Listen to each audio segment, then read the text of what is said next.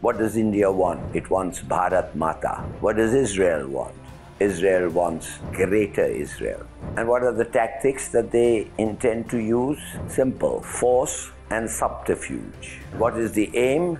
The aim is to so change the demography that when plebiscite comes to be held, if ever, there will be more Hindus than Muslims. Brief talk on how united India and Israel are in harming Pakistan, and later some steps on how we can prevent them from doing so. So to begin with, let's concentrate on the linkages that exist between them. And it really is remarkable. For example, what does India want? It wants Bharat Mata. What does Israel want? Israel wants greater Israel. Translated, it's basically one and the same thing. They both want nations which exist at the moment to cease to exist and submerge themselves in the greater entity called Bharat Mata, or for Jerusalem and the West Bank, etc., for greater Israel. And what are the tactics that they intend to use? Simple: force and subterfuge. How are they going to bring this about? Well, the first thing that they want to use force and subterfuge for are for demographic change. That's their first goal. The goal really is to bring about by force, by forcible eviction, destruction of homes, arrests, murders, what have you, in Gaza and the West Bank and in the valley and of Indian-occupied Kashmir.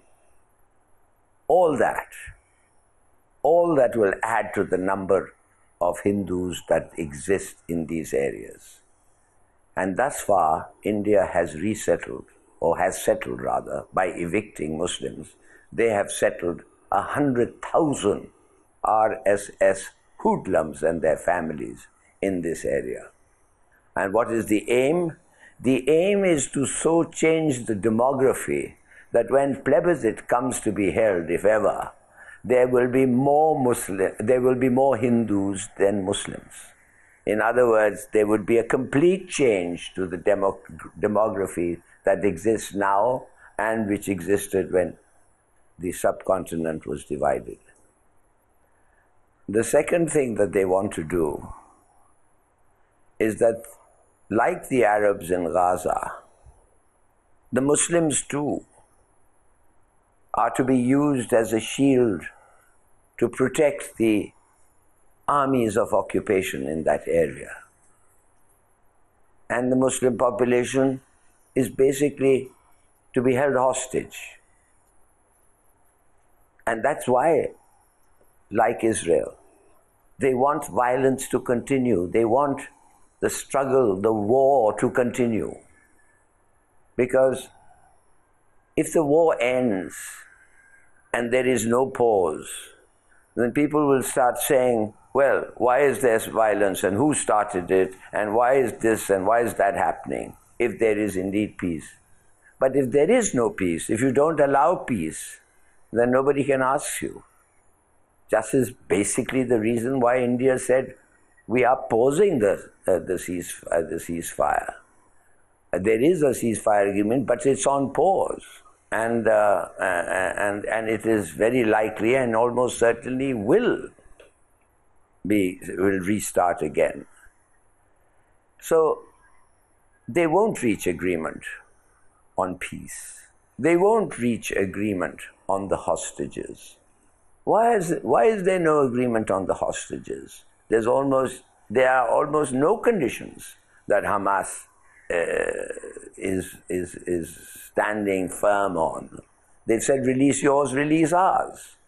But that's not happening. Why? Because you need violence. You need the war to continue. It is under the rubric of war that you are going to displace these people, kill them, evict them, and hold them hostages. Look, both governments, the Modi government and the Netanyahu government, are masters at false flag operations. They don't care how many of their own kind are killed. as long as the larger goal of, in the case of India, Bharat Mata, and in their case, Greater Israel, is achieved. Both these governments are essentially fascist. They're racial, they're religious. They demand their race and their religion's superiority over others. And for that, they need force, not negotiations. So I don't see there is likely to be any peace in the near future at all, unless one side or the other wins. That's why it's a pretty horrible outlook. Look, both use, Israel and India, both use the United States for weapons, as a source of weapons, drones, missiles. And even if Israel is exclusively using the United States for that, India already has alerted the United States for the need for F-35s and this and that. And by the way, the more India buys from the United States, the more it thinks, and it's probably right, that their leverage with the United States grows. So the tariffs can come down further. What else is common amongst them? They're both using food and water and medicines. They've both armed them. They're weapons of war. When that is, that is mentioned in both the Hague Convention on Land Warfare and the Geneva Conventions. They're specifically mentioned as being illegal. You can't do them. But both of them are doing it. And to hell with the consequences, because they feel they have enough diplomatic and political support from the West for that purpose. Both bomb and kill civilians. They bomb mosques and hospitals, both of them. We've just seen the Indians killing civilians and bombing mosques, and saying that the 30 people or so that they killed, including women and children, were all soldiers. And they couldn't understand why the Pakistan army would salute those flag-draped coffins if they were not soldiers. Well, I'll tell you why. They were Pakistanis who died in the cause for Pakistan. They sacrificed their lives for Kashmir. They deserve to be saluted, always. Their graves should be now marked as those of Shaheeds, and they will be. So, that's the kind of understanding we get from India. What am I to say, frankly? They bomb, they kill civilians, they bomb mosques, they bomb hospitals, they trash international law, they trash UN institution. None of them recognize the ICC, and they keep on violating the covenant of the United Nations. Both of them say they're not bound by the jurisdiction of the ICJ. Well, why not? Why aren't you bound? Don't you think you'll get justice? The whole world thinks you can get justice, but you can't. You want your soldiers to commit crimes and get away with it. That is the reason why you are not subjecting them to that justice. As if there are no fair and impartial judges. The world thinks they are. Why don't you? So what's the solution to this problem? Well, first of all, I think the armed forces must stay strong. This nuclear deterrence must be ready. And there should never be any doubt that it will be used if needed. And we have set the conditions in which it will be needed. An existential threat to Pakistan, a major, we will use them. That's why we have acquired them. That's why we have eaten grass so that we possess them. You think if Palestine had possessed them, there would have been a Gaza? Or if Ukraine had possessed them, there would have been a Russian invasion? We did not establish deterrence in 2019. And that's perhaps the reason why this occurred. Had we established deterrence in 2019, perhaps Pahalgam would not have occurred. So we have to establish the deterrence. We have to show that we will do whatever is needed with whatever is needed. Among the other things that we could do, in case India were to start again, or indeed to use The time we have at our disposal now is to do what South Africa did, and that is to take Netanyahu, they took Netanyahu to the ICJ, and they wanted the ICJ to give a judgment on his behavior, on his orders. And the ICJ did, and they said he was guilty of genocide. Why don't we take Modi? I'm sure there'll be obstacles. But the very fact that we can take our case to the ICJ, the very fact that we can stand up and say, this is why we want Modi to be tried. Modi, the butcher of Gujarat, to be tried as a war criminal. And by God, I think there's more than enough evidence. There's the BLA attacks, there is the express attacks, the rail express the train attack, there is the children's bus attacks, there is Duval's own statement. I mean, the man, the national security advisor to India, came to office saying we're going to use Pakistanis to kill Pakistanis. And that's our new tactic. And then what did his prime minister say? His prime minister went on and boasted, we've killed 21 already. Isn't that evidence enough? So I think we can do this. We have the EU dossier also, and we have more evidence. I mean, just reading the evidence of Yadav would be sufficient, I think, to condemn the entire government of India, especially those dealing with security, as war criminals. The other thing is that I think what we could do usefully would be to strike written defense alliances with Turkey, Iran, Azerbaijan, all those countries that supported us. Why not put it in writing? Why not make it formal? I don't know, but I think it just helps. It just conveys the right impression. It conveys the impression that that these countries, as they do, China, support Pakistan to the hilt. I think if that was there, it would help. It would show that that the opposition to what the Indians are trying to do is strong and united, and many. Anyway, we have to do this. We have to do this and other steps. I've just given you half a dozen. And why? Because quite frankly, life will not be worth living without Pakistan. Pakistan Zindabad. Let's focus on how Israel and India want to get together and harm Pakistan. And a little later we'll discuss the ways of how we can prevent this, how we can prevent that evil design of theirs. First, what are the things that bring them together? Well, first of all, India wants Bharat Mata. And what does Israel want? Strange, isn't it? They want Greater Israel. Bharat Mata is basically the same thing, Greater Israel and Bharat Mata, because it involves the elimination of independent sovereign states which exist at the moment and which are so recognized. And how do they propose to do this? By force and subterfuge. For example, they want to bring about demographic change. That's their goal.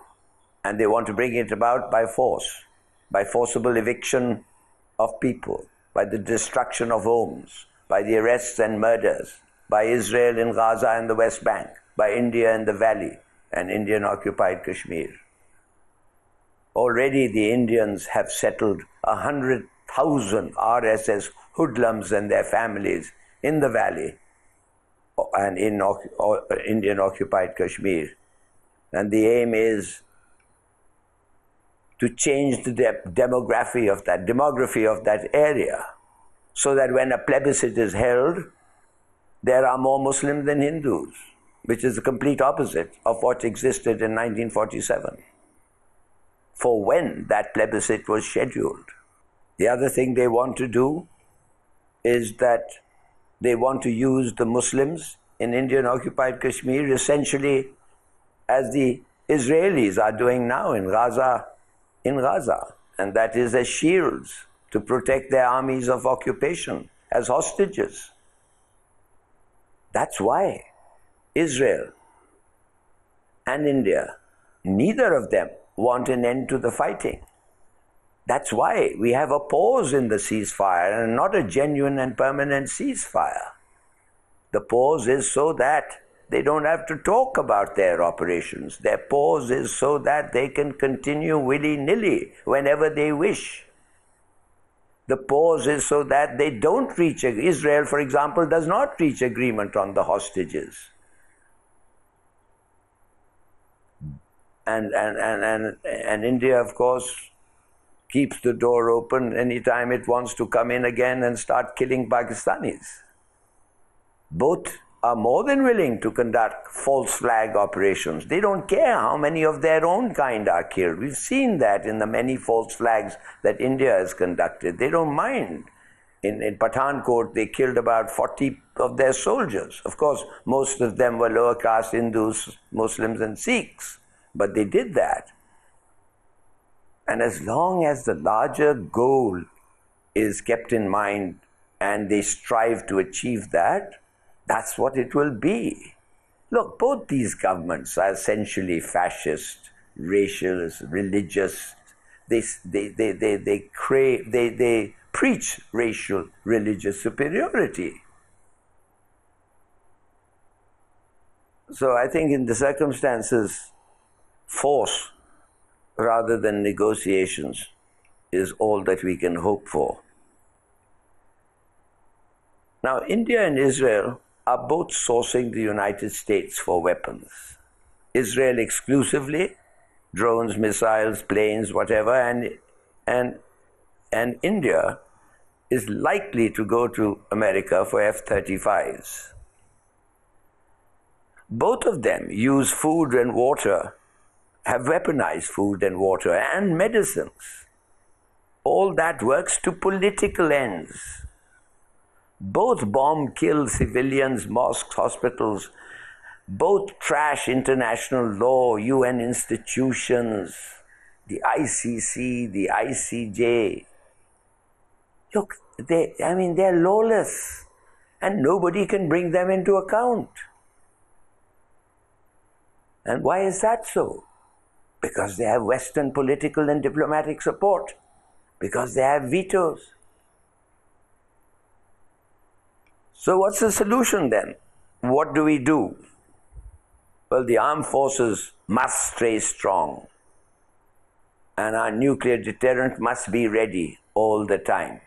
There should never be any doubt that we will use it if need be, if there is an existential threat to Pakistan.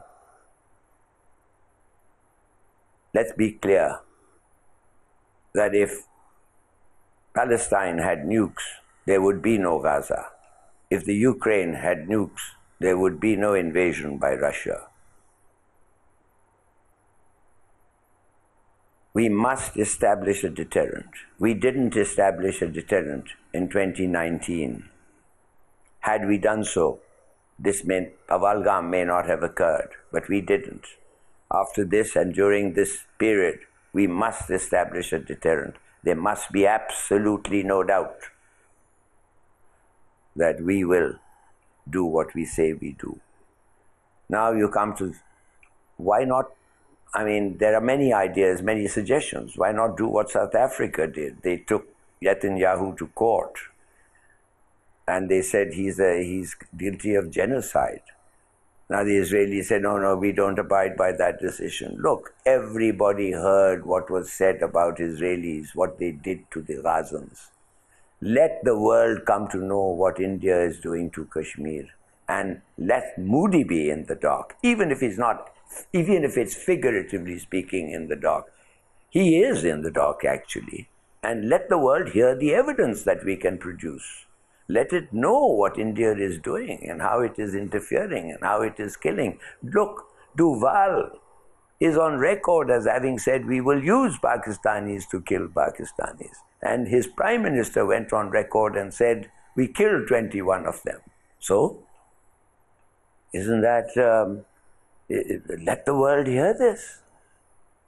I mean, why not use FATF? India has tried to use the IMF and FATF. Do we have material? Of course we have material. Enriched uranium from Indian nuclear reactors are in the market to be bought and sold. Enriched uranium to be bought and sold. What kind of an irresponsible state is India that it permits that? And what is the penalty then that we should impose on them? Certainly, if you put Pakistan on the grey list for money laundering of the government was unaware of, probably didn't do enough to do it, inefficient probably because they didn't do enough to, but we are off that list now because we acted to correct it. Why not have India for the inefficiency of letting uranium, enriched uranium, being smuggled out of their factories, the uranium producing plants? Why not go to, the countries that have helped us, China, Turkey, Azerbaijan, why not ask them to sign defense agreement with us? What's wrong with that? I don't know. I think the defense agreement somehow gives lens of gravitas rather than just say, oh, they've said that they would support us. Or they have supported us and they will do so again. What about a defense agreement? Black and white. They will come to our assistance, strengthens us. So there are these things and others which we can contemplate, and hopefully we will. Because one thing is very clear, that if there is no Pakistan, life won't be worth living.